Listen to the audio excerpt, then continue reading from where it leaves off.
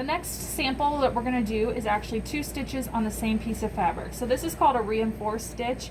So it's a combination of a straight stitch and now a zigzag in the seam allowance. So the dimensions are there. So we have a 5/8 inch straight stitch that we're going to start with.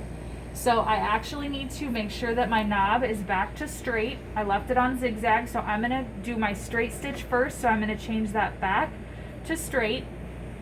And then I want to do a 5/8 inch seam. So I'm just going to put the fabric in first, looking at the 5/8 needle plate.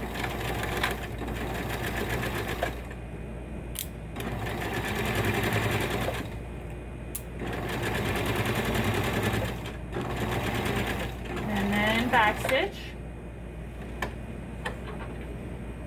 All right, so this is pretty typical of what would be asked of you on a pattern. Is you just want to reinforce that stitch. So the zigzag is going to go in this seam allowance. So you don't necessarily need to line up on anything. You just want to make sure that it's in this seam allowance. You want it close to the straight stitch, but not on top of it or over it. So we want to make sure that we're staying in that seam allowance. So now I'm going to change my setting back to the zigzag, turning the knob, the lower knob, one to the right, and then I'm going to just set that up so that I'm going to end up in that seam allowance.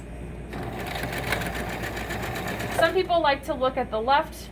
You could use the stitch that you just created on the edge of the left side of the foot. It's up to you, or you can just watch and make sure it stays in that channel, in that seam allowance.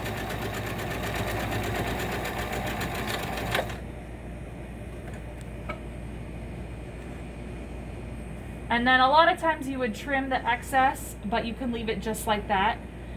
So for that page, definitely make sure that you summarize that because you'll be asked to do the reinforced stitch throughout the semester.